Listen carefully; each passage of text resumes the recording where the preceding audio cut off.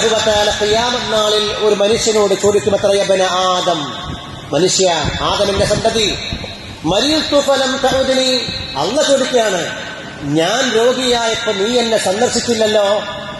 ആരാ ചോദിക്കുന്നത്? അല്ലാഹു.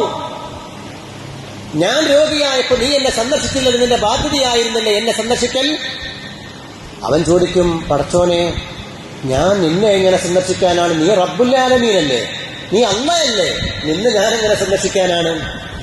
അപ്പൊ അല്ലാഹു ചോദിക്കും, മാ അലിംത അന്ന അബ്ദി ഫുലാനൻ മരിള ഫലം തഉദുഹു, നീ അറിഞ്ഞില്ലായിരുന്നോ എന്റെ ഇന്നാലിന്ന സഹോദരൻ അടിമ അവൻ രോഗിയായി എന്ന്? എന്നിട്ട് നീ അവനെ സന്ദർശിച്ചില്ലല്ലോ.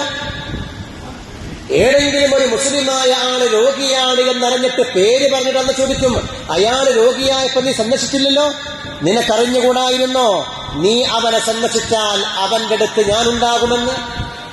എന്നെ നിനക്ക് ആ രോഗിയുടെ അടുത്ത് കണ്ടുമുട്ടാൻ കഴിയുമെന്ന് നിനക്കറിയില്ലേ?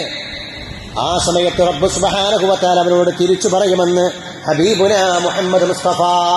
അതുകൊണ്ടാണ് അല്ലാഹു ചോദിച്ചത്, എന്തേ ഞാൻ രോഗിയായിട്ട് നീ സന്ദർശിക്കാൻ വന്നില്ലല്ലോ? ഒരു മുസ്ലിമായ സഹോദരൻ രോഗിയായിട്ട് കിടക്കുമ്പോ സന്ദർശിക്കുന്നതിന്റെ മഹത്വം. വീണ്ടും അല്ലാഹു ചോദിക്കും, ഞാൻ നിന്നോട് ഭക്ഷണം ആവശ്യപ്പെട്ടുള്ള തിന്നാൻ എന്തെങ്കിലും വേണമെന്ന് പറഞ്ഞല്ലോ, ഫലം തുതഇന്നി, നീ എനിക്കൊന്ന് തിന്നാൻ തന്നില്ലല്ലേ, ഒന്നും എനിക്ക് തന്നില്ലല്ലോ. അവൻ ചോദിക്കും, റബ്ബേ, ഞാൻ നിന്റെ അടിമയല്ലേ, നീ റബ്ബുൽ ആലമീനല്ലേ, ഞാൻ എങ്ങനെ നിനക്ക് തിന്നാൻ തരിക, നിനക്കെങ്ങനെ ഭക്ഷണം തരിക? ആ സമയത്ത് റബ്ബ് തആല ചോദിക്കും, എന്റെ ഇന്ന അടിമ നിന്നോട് ഭക്ഷണം ആവശ്യമുണ്ട്, പ്രയാസമാണെന്ന് പറഞ്ഞല്ലോ, അവനെ നീ ഭക്ഷിപ്പിച്ചില്ലല്ലേ, അവനിക്ക് നീ ഭക്ഷണം കൊടുത്തില്ലല്ലേ?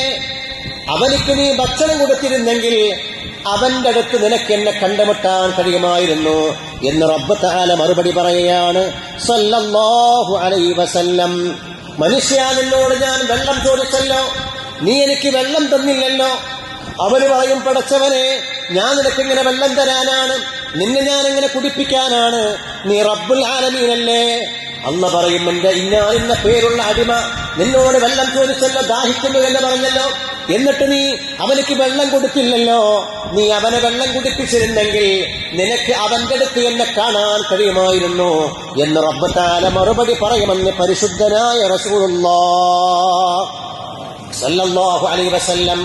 അതായത് ഒരു മുസ്ലിമായ സഹോദരനെ, പ്രയാസപ്പെടുന്നയാളെ സഹായിക്കൽ, അയാൾക്ക് ഭക്ഷണം കൊടുക്കൽ, അയാൾ രോഗിയായി കിടക്കുമ്പോ സന്ദർശിക്കൽ, അയാളെ വെള്ളം കുടിപ്പിക്കൽ, ഇതെല്ലാം അല്ലാഹുവിന്റെ അടുക്കൽ വലിയ പുണ്യമുള്ള കാര്യമാണ് എന്ന് മാത്രമല്ല, അസ്സായി അലൽ അർമിലത്തി വൽ മിസ്കീൻ, വിധവയ്ക്ക് വേണ്ടി, പാവപ്പെട്ടവന് വേണ്ടി പ്രവർത്തിക്കുന്നവൻ, കൽ മുജാഹിദി ഫീ സബീലില്ലാഹ്, അള്ളാഹുവിന്റെ മാർഗത്തിൽ ജിഹാദ് ചെയ്യുന്നവരെ പോലെയാണ് എന്ന് മുഹമ്മദ് റസൂലുള്ളാഹ്.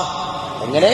പാവപ്പെട്ടവനെ സംരക്ഷിക്കാൻ, വിധവയായിരിക്കുന്ന ഒരു സഹോദരിയെ സഹായിക്കാൻ വേണ്ടി നടക്കൽ, അതിനുവേണ്ടി പ്രവർത്തിക്കുന്ന ആള് റബ്ബിന് വേണ്ടി ജിഹാദ് ചെയ്യുന്നവനെ പോലെയാണ്.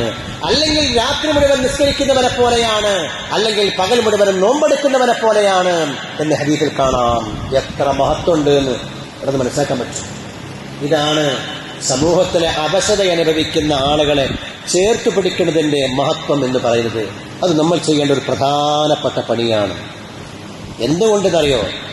ഒരാൾ ഒരു രോഗിയെ സന്ദർശിക്കാൻ വേണ്ടി പോയാൽ, ഒരു ഹദീസിലുണ്ട് സല്ലല്ലാഹു അലൈഹി വസല്ലം, ഒരു വൈകുന്നേര സമയത്ത് ഒരാൾ രോഗിയെ സന്ദർശിക്കാൻ വേണ്ടി പോയി, എന്നാൽ ഇല്ലാ ഖറജ മഅഹു 70,000 മലക്, ആ രോഗിയെ സന്ദർശിക്കാൻ പോയതോട് കൂടെ അവന്റെ കൂടെ 70,000 മലക്കുകൾ അവന്റെ കൂടെ ഉണ്ടാകും.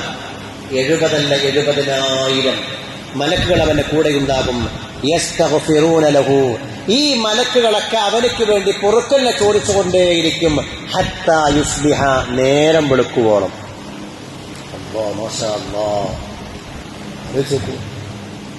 ഒരു മുസ്ലിമായ രോഗിയെ സന്ദർശിക്കാൻ വേണ്ടി പോയാൽ 70,000 മലക്ക്, വൈകുന്നേരം പോയാൽ നേരം വെളുക്കുവോളം, രാവിലെ പോയാൽ വൈകുന്നേരം വരെ 70,000 മലക്കുകൾ അല്ലാഹു നിശ്ചയിക്കുകയും ആ 70,000 മലക്കുകൾ നമുക്ക് വേണ്ടി ഇസ്തിഗ്ഫാർ ചൊല്ലുകയും ചെയ്യുമെന്ന് ഹബീബുനാ മുഹമ്മദ് മുസ്തഫ. എന്താണ് ഇതിന്റെയൊക്കെ മഹത്വം, ഇതിന്റെയൊക്കെ പ്രാധാന്യം എത്രയാണ്? അതുകൊണ്ട് ഇങ്ങനെയുള്ള നല്ല കാര്യങ്ങളൊക്കെ പാവങ്ങളെ ഏറ്റെടുക്കുക, അവരുടെ ഒരു അത്താണിയാവുക, അവർക്ക് ഏതെങ്കിലും ഒരു നില കത്താണിയാവുക. അത് വലിയ സംസ്കാരമാണ്. മുത്തുനബിയും അബൂബക്കർ സിദ്ദീഖ് തങ്ങളും പരിശുദ്ധ സ്വഹാബത്തും പകർന്നു നൽകിയ ഏറ്റവും വലിയ സംസ്കാരമാണത്. ഏറ്റവും വലിയ മഹത്വപൂർണമായ കാര്യമാണ്. അവരെ തൊട്ട് തിരിച്ചു കളയൽ, അവരെ പരിഗണിക്കാതിരിക്കൽ അബൂജഹലിന്റെ സ്വഭാവമാണ്. നഊദു ബില്ലാഹ്, അല്ലാഹു നമ്മെ കാത്ത് രക്ഷിക്കുമാറാവട്ടെ.